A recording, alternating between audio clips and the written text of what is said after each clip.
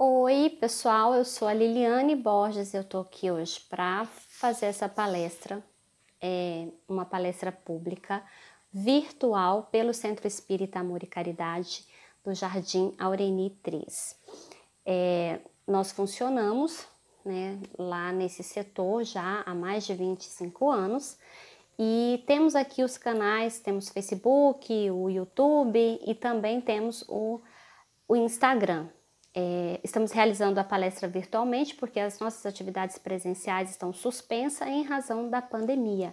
E toda sexta-feira, então, nós temos aqui, muitas vezes, o evento é em transmissão direta, ao vivo, e às vezes é gravado, como está sendo no dia de hoje. Então, eu agradeço você se inscrever no canal, compartilhar esse vídeo e trazer aí mais pessoas para refletir conosco sobre as questões, né, da doutrina espírita, enfim, nos tornarmos pessoas melhores.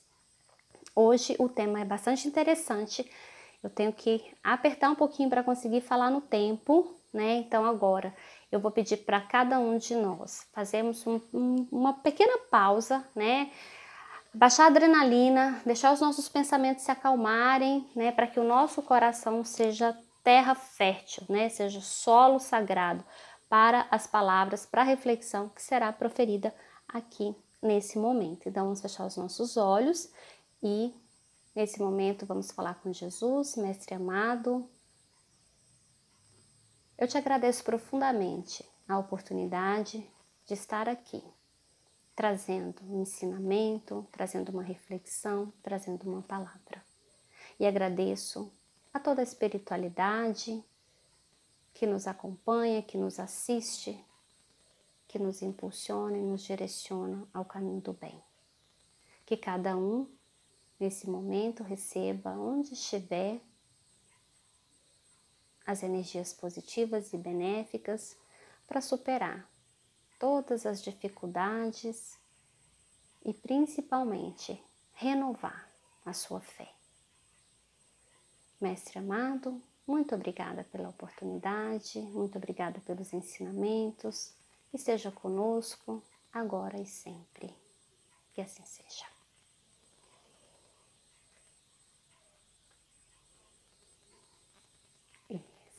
Como é bom, né? Como é bom a gente fazer 30 segundos de pausa, né? 1 minuto que seja dessa pausa.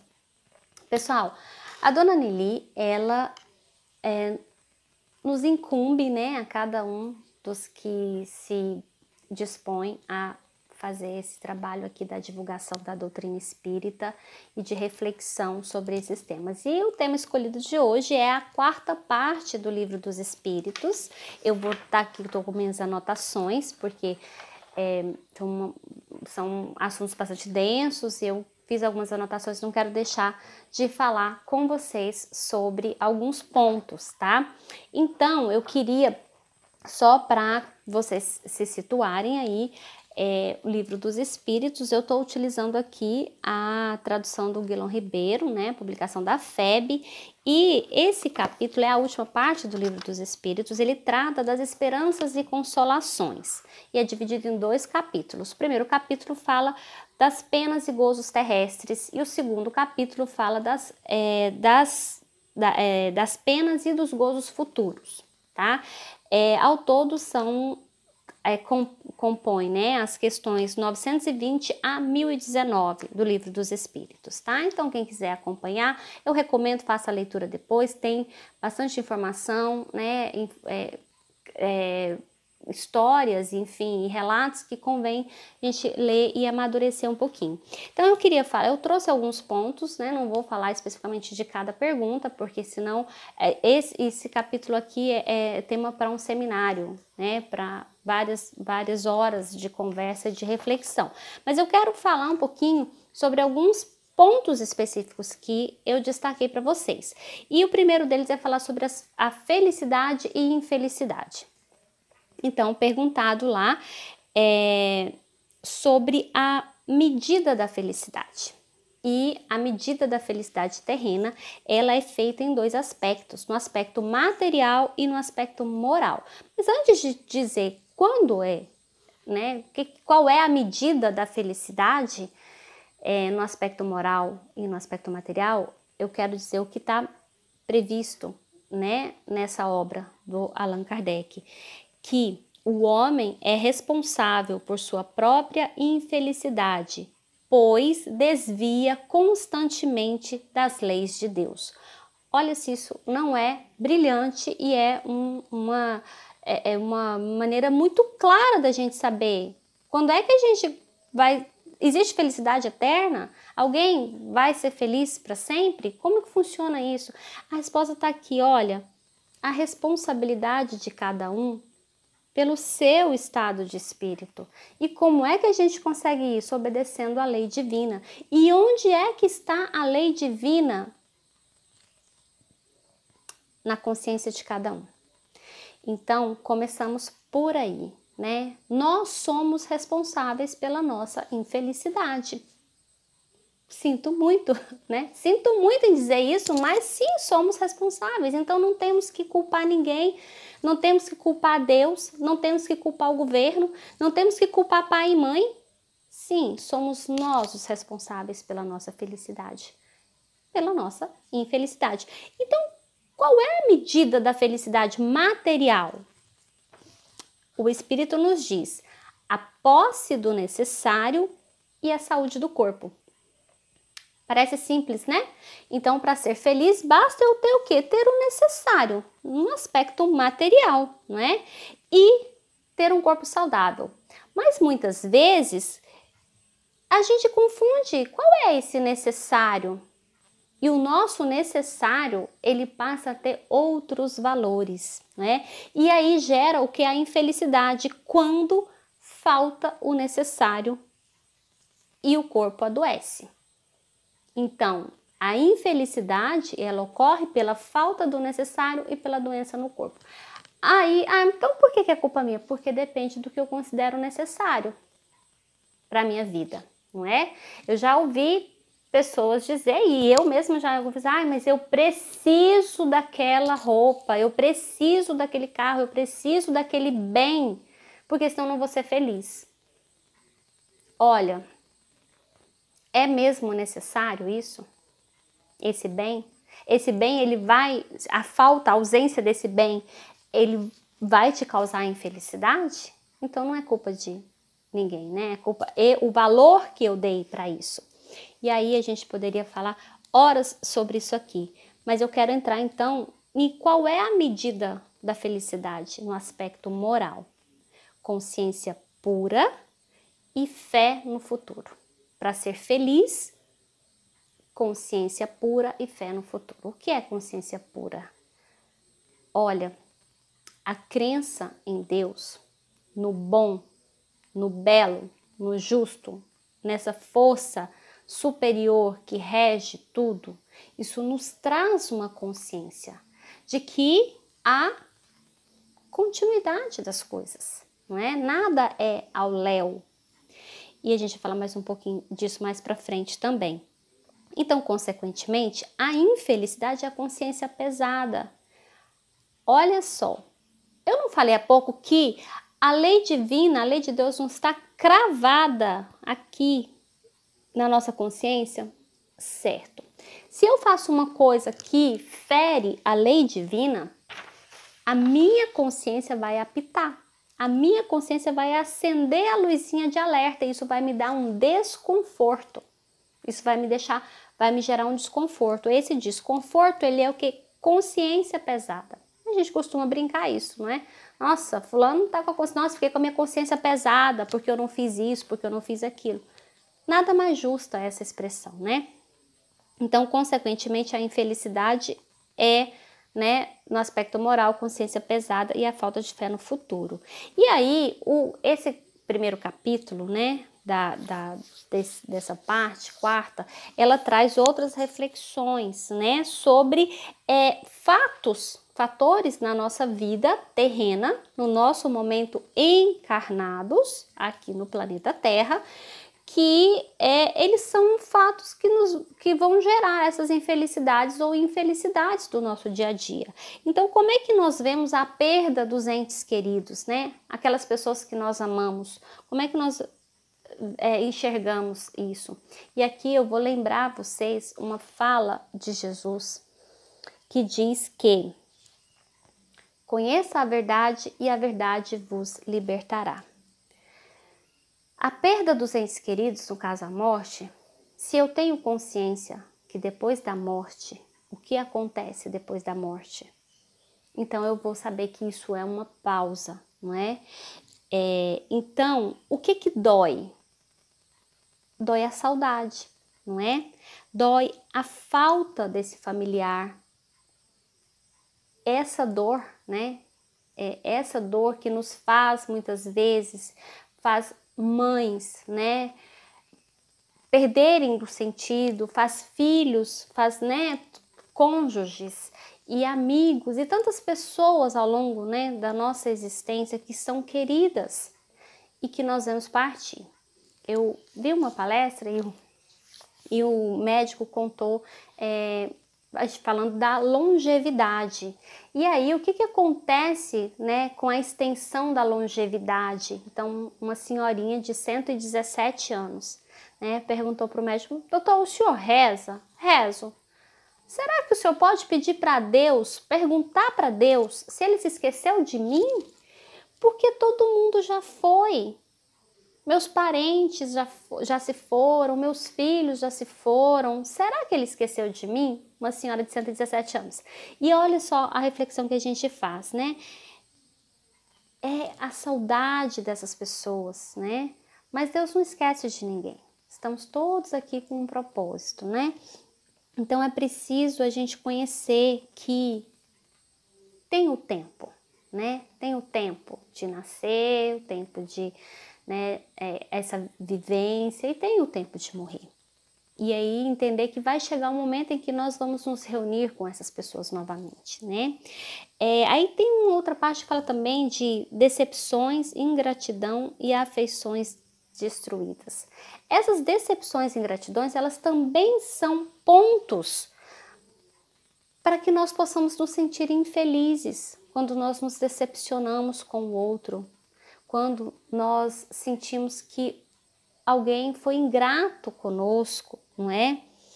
Que a gente de repente teve tanto bem querer por alguém e de repente fomos, né, decepcionados, fomos deixados. Mas olha, aí eu quero lembrar aqui, nós estamos aqui para viver experiências. E as decepções, as ingratidões, elas nada mais são do que oportunidades para quê? Para que nós possamos exercer outros sentimentos. O sentimento do perdão, né? O sentimento do esquecimento. Então, nós devemos encarar essas decepções, essas ingratidões e como teste, né? Como uma espécie de teste da nossa existência, né? Na nossa própria existência. E aí tem um trechinho lá, uma pergunta que fala também sobre as uniões antipáticas. Uniões antipáticas. Aí a gente vem, para falar de antipatia, a gente precisa falar de simpatia. E aí vamos falar de empatia, né? E ficaríamos aqui uma tarde inteira, uma noite inteira falando sobre isso. O que eu quero dizer? Que existem dois tipos de afeição. A afeição do corpo e a afeição da alma. O que acontece muitas vezes numa relação afetiva? Há uma confusão entre os sentimentos, né? Então, um sentimento corporal, ele é um sentimento que se espelha, né? Que se baseia, né, num aspecto físico, corporal, ele é passageiro. Um sentimento que se apega, né, à alma, à essência, ele é um sentimento duradouro, uma afeição duradoura, tá? Então, as uniões antipáticas, muitas vezes, são o quê? É o grau e a discordância que existe aí entre as duas partes. Então, às vezes, há uma conexão apenas corporal de uma das partes, enquanto o outro se conecta, tenta se conectar afetivamente. Isso vai gerar o quê? Uma antipatia, e eles, né, vai ocasionar momentos de infelicidade, de tristeza, momentos de baixa autoestima. E aí, novamente, eu volto lá para o começo. O homem é responsável por sua própria infelicidade. Então, nós devemos saber olhar, escolher a quem nós estamos afeiçoados. Ai, mas é possível escolher? Essas coisas não acontecem, não é química? Sim, mas lembra que a gente precisa ter a nossa consciência, né? Então, jamais devemos esquecer isso. Nós somos seres racionais, nós temos uma consciência e nós devemos agir em conformidade com essa consciência.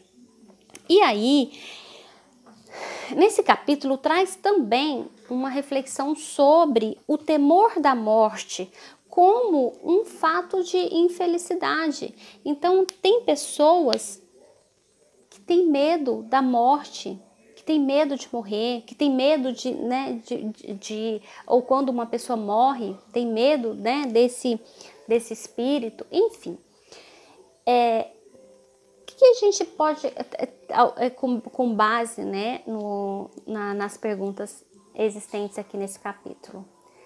A gente não pode esquecer, eu vou falar uma palavra aqui, que eu acho que ela expressa muito bem, mas eu vou explicar o nosso background. O que é isso? A gente não pode esquecer o nosso passado.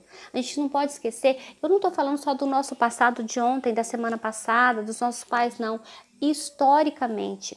Então, a gente vive numa sociedade onde muitas crenças, elas são cultivadas ao longo da nossa existência. E quem aqui nunca viu estabelecer desde a infância determinadas crenças, né? Que as crianças crescem e essas crenças, elas estão lá e vão gerar então medo. Então, por exemplo, expressões que a gente ouve na infância, né?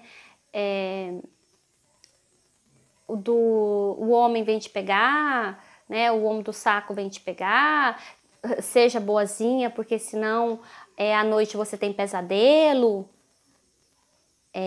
seja boazinha para você ir para o céu, não é? E aí cria essa ideia de céu e inferno, de paraíso e inferno, e isso vai... E aí, quando a criança, isso entra no imaginário, tudo bem, mas aí a pessoa cresce e ela já entende que não tem essa possibilidade, e aí ela perde a referência, ela já não consegue, né, absorver isso, porque gera, né, um processo aí nessa mentalidade do ser humano. Então, nós que somos pais, nós devemos todo o tempo dizer a verdade e evitar fazer essas suposições, né? Então, quando a gente trata do tema da morte, é um tema muito sensível, claro, as pessoas, né, têm as suas fragilidades, sem sombra de dúvida, mas nós não devemos ocultar as verdades, né, com mentiras ou com respostas que a gente sabe que ao crescer fisicamente, a criança virá um homem, quanto na maturidade, né, espiritual mesmo, de conhecimento. E aí vai gerar o quê? A descrença, a desesperança, porque eu não sei no que acreditar. Aquilo que eu acreditava, eu sei que não é possível. E agora, no que eu vou acreditar? Então, essa é uma reflexão que a gente precisa fazer, né? Esse temor da morte, a gente vai falar da morte mais um pouquinho para frente, mas nesse momento eu queria pegar esse ponto. Cuidado, né, com quais são as nossas crenças que nós tivemos enquanto era criança e quais as que nós estamos passando para os nossos filhos, né? E aí o capítulo encerra então com o desgosto da vida e o suicídio. Temas, né, gente? Daqui ao mês de setembro vai começar aí, e mês de setembro é um mês que se trabalha muito o tema do suicídio, né? É muito claro, de todas as perguntas tratadas aqui, o que ficou muito claro, que ninguém tem direito de romper com a própria vida. e nem com a vida de ninguém. Por quê? Porque isso só cabe a Deus. Portanto, se matar voluntariamente, um suicídio voluntário e o suicídio involuntário, vou explicar daqui a pouquinho, é uma transgressão à lei de Deus. Então, a infelicidade, ela gera um desgosto pela vida. E aí a gente viu lá quais são os motivos que geram infelicidade no plano moral, no plano material, tá? Essa infelicidade gera um desgosto pela vida que pode levar ao indivíduo cometer o suicídio. E aí, como é que fica esse espírito depois que ele se suicidou? Como é que fica a família desse espírito, né? E aí, gente, há uma situação muito delicada, muito sensível para a família, para os amigos, né? E alguns tendem a cair numa sessão de culpa, né? De arrependimento, familiares e amigos que estão por ali, ou não, né? Ou também é bem merecido, e aí vem para o julgamento, né? Julga a família, julga o próprio morto, né? O desencarnado foi corajoso, suicídio é fraqueza, suicídio é coragem, e tantas divagações que nós fazemos a respeito desse tema, né? Fato é que nós sabemos, o nosso corpo material, ele perece e o que sobra é a nossa mente. E olha, o espírito que tomar essa atitude do suicídio, ele com certeza, no momento em que ele tomar a consciência, estiver na erraticidade, tomar a consciência, ele vai se sentir desapontado. Por quê? Porque nós sabemos que estar reencarnado no planeta Terra é uma dádiva divina. É uma misericórdia. Para quê? Para que nós possamos nos aperfeiçoar, para que nós possamos galgar o caminho da evolução, para que nós possamos reparar as nossas falhas. E a gente vai falar daqui um pouquinho sobre a expiação e o arrependimento. Então, fato é que o suicídio é uma transgressão à lei de Deus. E o espírito que comete o suicídio, ele pode até durante, né, passar por todas as etapas, mas uma coisa ele vai sentir quando ele tomar consciência de tudo, é o desapontamento. Desapontamento esse que nós sentimos em vida. Nós nos sentimos desapontados, né, com o nosso comportamento, com o comportamento do outro. Por quê? Porque nós temos a lei de Deus nas nossas consciências. E é preciso ter a consciência pura para entender isso, né? Para aceitar isso e aí então iniciarmos o trabalho da reforma íntima, que é o papel de todo espírita e de todo estudioso e de toda pessoa que se compromete em fazer, né, dessa existência uma existência melhor para si e para o outro e para o planeta, na verdade? E aí então eu vou entrar agora no capítulo 2, que fala das penas e dos gozos futuros. E começa a reflexão, então, sobre nada e vida futura. E aí, a nada, lembra que a gente falou que eu falei que ia falar um pouquinho da morte, né? Então, queria falar um pouquinho sobre... Gente, vocês já pararam para pensar? Se a gente acreditasse que depois da morte, o que que tem? Nada? Pensa no vazio existencial que a gente tem, não é verdade? E aí, eu quero trazer então, voltar aqui em duas civilizações que muito contribuiu, né, com as civilizações orientais, que muito contribuiu com a nossa civilização ocidental, que foram os egípcios e os gregos. E os egípcios e os gregos, eles já tinham, né, a ideia de que havia algo depois da morte, que a morte não se acabava. E até os egípcios, eles se preparavam, né? Haviam mitos, histórias, né, que faziam com que as pessoas acreditassem que eles fariam uma passagem, né? Tem um rio, não me lembro agora o nome, né? No conto lá, no mito, na história egípcia, havia um rio que eles faziam? Mumificavam, né? embalsamavam os corpos para manter os corpos o mais conservado possível e colocavam uma moeda na boca, né, do morto. Para quê? Para que ele pudesse, né, de uma entidade, não lembro o nome desse personagem, né, mitológico aí, egípcio, que fazia essa transposição, né, da vida terrena para a vida espiritual. Mas ele recebia, e aí então colocava-se uma moeda na boca, para que, uma moeda de ouro, para que ele pudesse pagar por essa transposição. E quem não tivesse o dinheiro, né, havia o medo terreno, o medo terrível, né, de ficar aqui vagando, né, nesse planeta. Então, o que eu quero dizer com isso? Já havia uma ideia de que há algo além da morte. E assim também a sociedade grega, né? O próprio Sócrates, que viveu há mais de 300 anos antes de Cristo, ele disse, né? A morte é a separação da alma do corpo. Então, ele já disse isso há 300 anos antes de Jesus Cristo. Jesus Cristo veio, né? E trazendo ainda mais informações para a gente sobre... Então, trazendo essa reflexão sobre a morte, que a ideia da morte, de que é uma passagem, de que há algo além, ela é bastante tempo. E ao longo da história, isso foi mudando e trazendo outras alegorias, né? Para quê? Como até mesmo um instrumento e ferramenta de manipulação das pessoas, né? Os dogmas, eu não vou entrar, né? Que seria uma outra palestra, falar sobre os dogmas religiosos. Não vamos falar de religião aqui, né? Vamos falar de princípios, de ideias. É isso que eu quero trazer para vocês. E nós precisamos de esperança. E como eu vou pensar que não existe nada depois da morte? Eu tenho que ter esperança. O ser humano precisa ter esperança, precisa sonhar nesta vida futura, né? E aí, o que eu quero deixar aqui nesse ponto é que, já ouviram? Somos herdeiros de nós mesmos.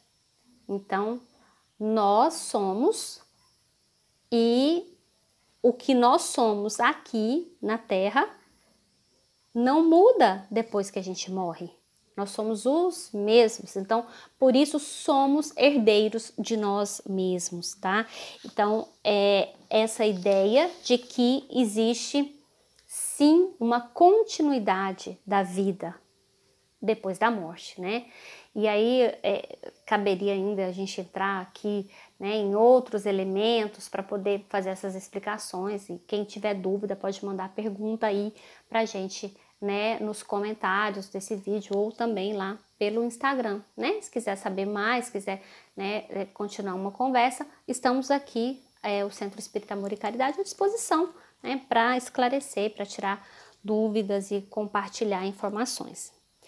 E aí, então, nesse capítulo traz outra reflexão sobre a intuição de penas e gozo futuro. Então, aqui a gente está olhando um pouco mais para essa perspectiva.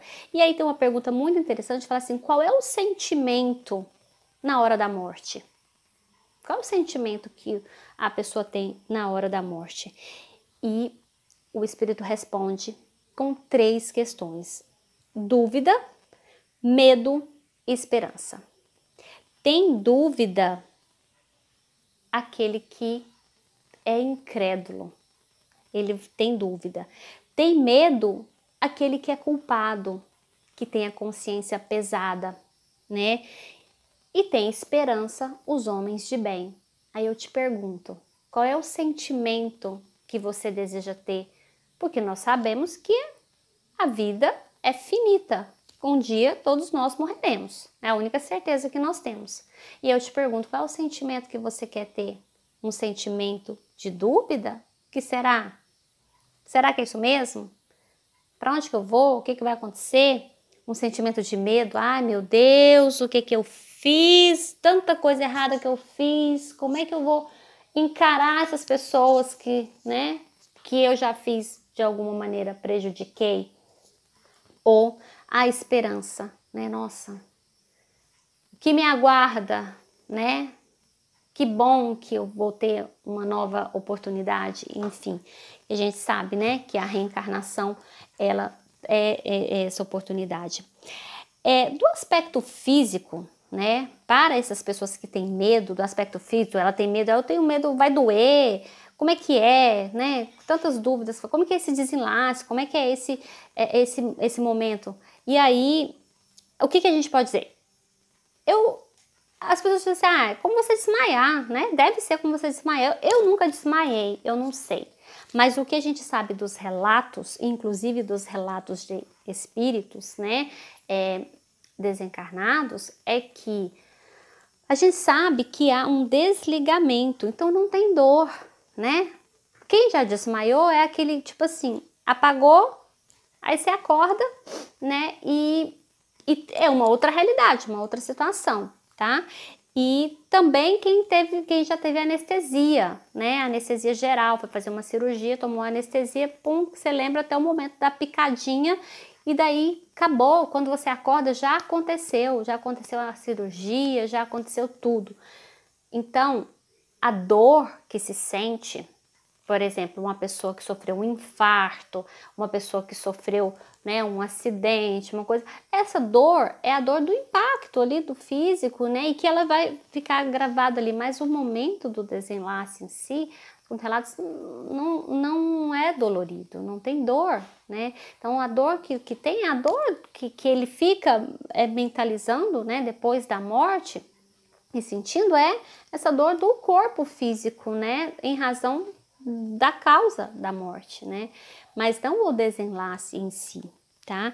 É importante a gente, quem tem medo, né, a melhor alternativa para a gente romper com medo é a informação, né, é conhecimento. Então, estudar, vamos ler, vamos nos aprofundar nisso para a gente poder entender melhor, tá? E aí ele vem falar também da intervenção de Deus nas penas e recompensas. Deus ele dá uma pena melhor para um, melhor para o outro. Deus é justo, Deus é injusto. Por que uns têm tanto e outros têm nada? Por que uns sofrem tanto e outros sofrem nada? E tantas perguntas, né? Que nós somos tão frágeis diante de toda essa materialidade que nos cerca. E nós precisamos manter a nossa mente ativa e pensamento reto. Por quê?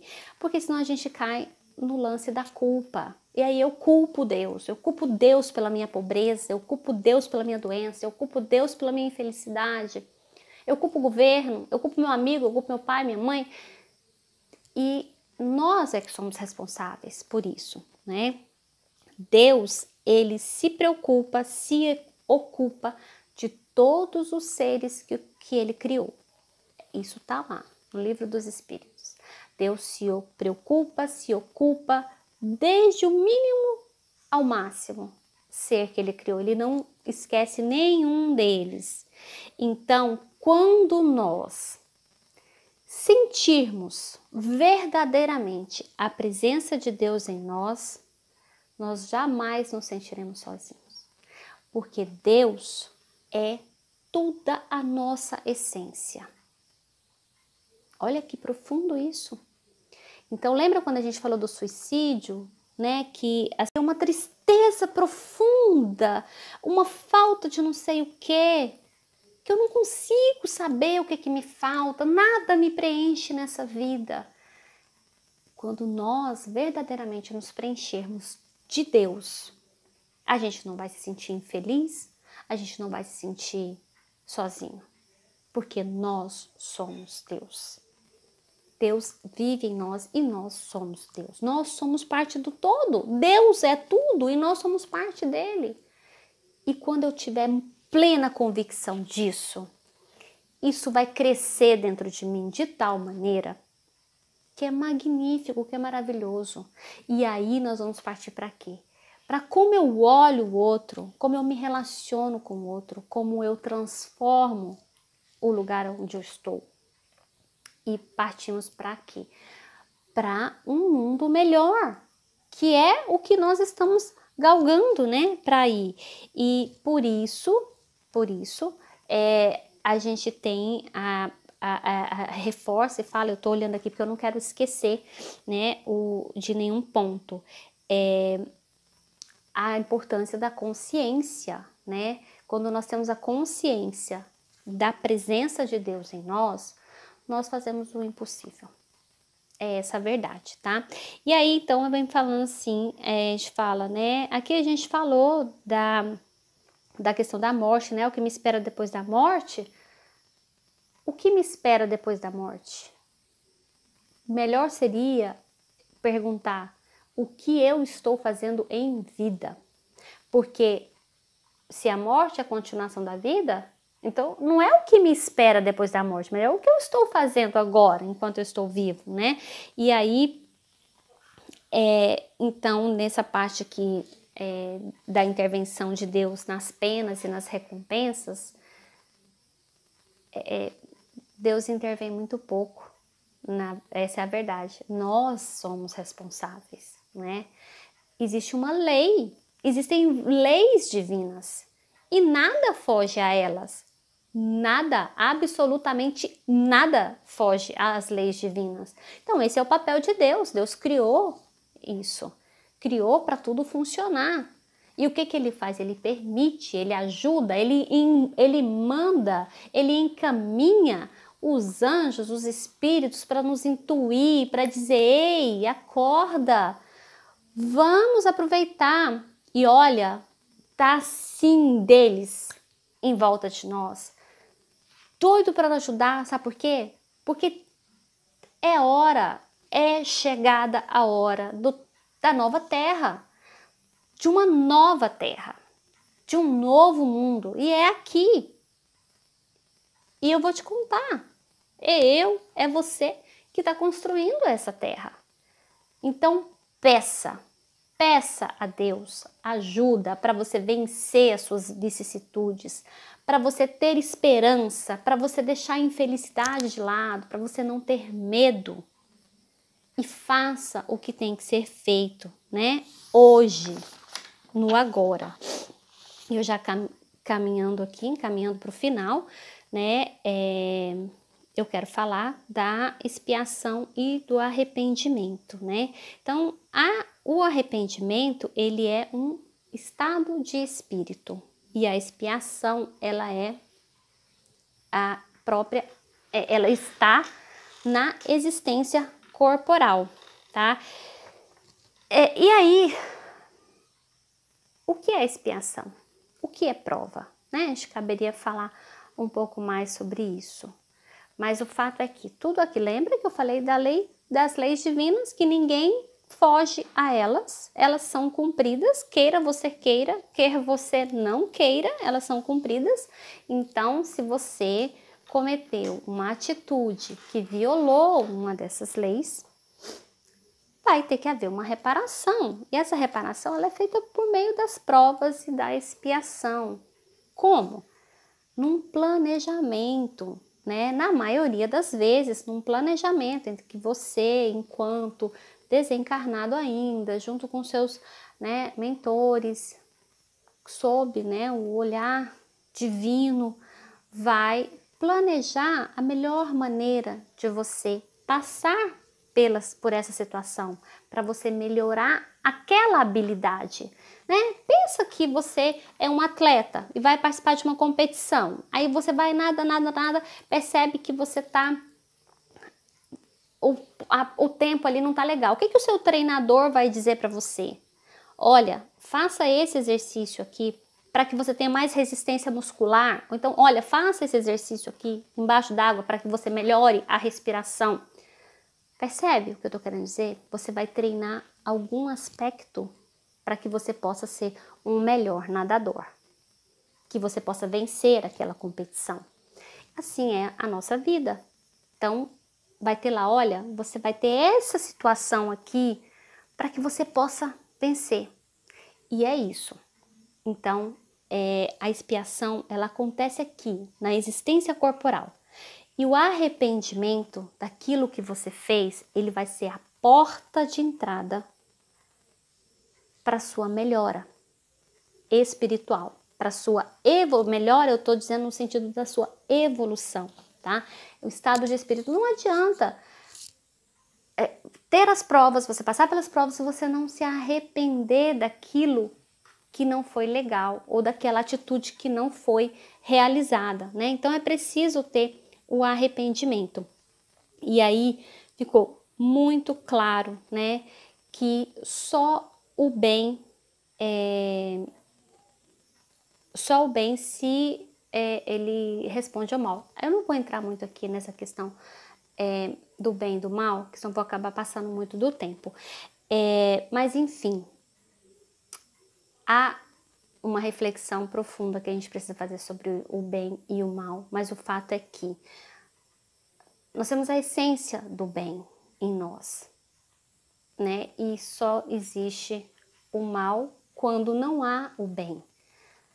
Quando o bem está adormecido, quando o bem está apagado, o que a gente precisa fazer é fazer a luz do bem brilhar em mim, em você, nos filhos, em todo o mundo. E assim, então, a gente vai ter uma sociedade melhor. E como eu estava falando, então, cheio de gente querendo isso.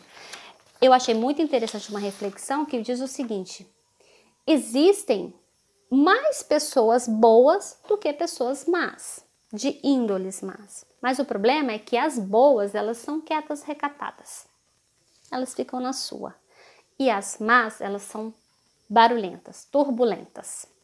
Então dá-se a impressão que tem mais coisas ruins e mais pessoas más no mundo, mas não. Tem muita gente boa e muita gente fazendo coisa legal.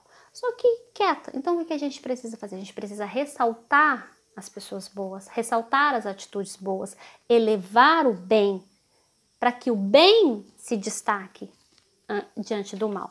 Para finalizar, para encerrar, e aqui já vai ficar como prece final, eu vou fazer a leitura aqui de um texto que está aqui no finalzinho, na conclusão desse capítulo. É um texto de Platão,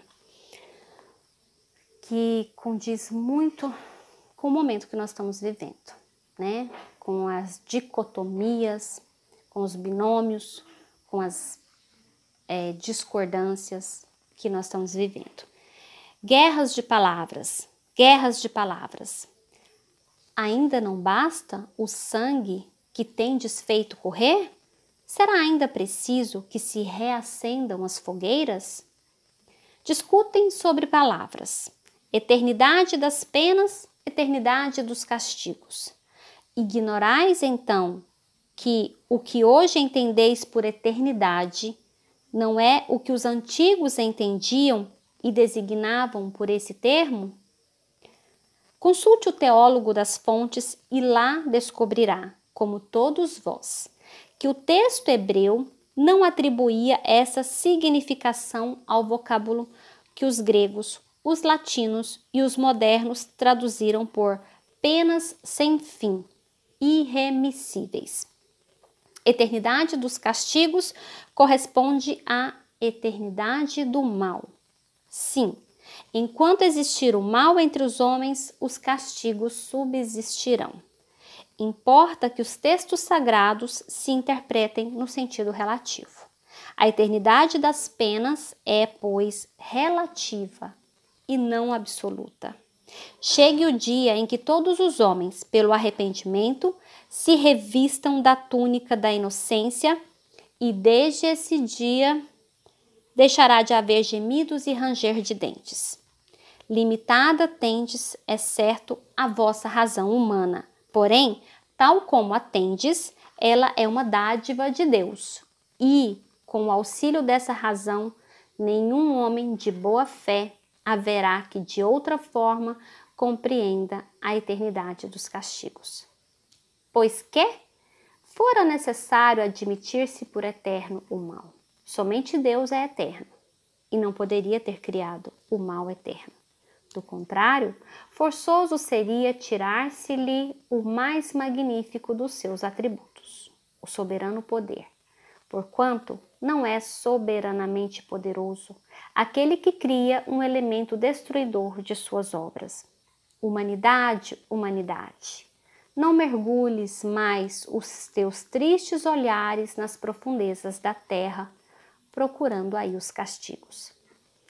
Chora, espera, expia e refugia-te na ideia de um Deus intrinsecamente bom, absolutamente poderoso, essencialmente justo.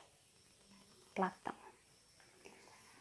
E aqui eu me despeço, desejando que cada um encontre esse Deus justo, bom e belo em cada ser humano pelo seu caminho. Que assim seja.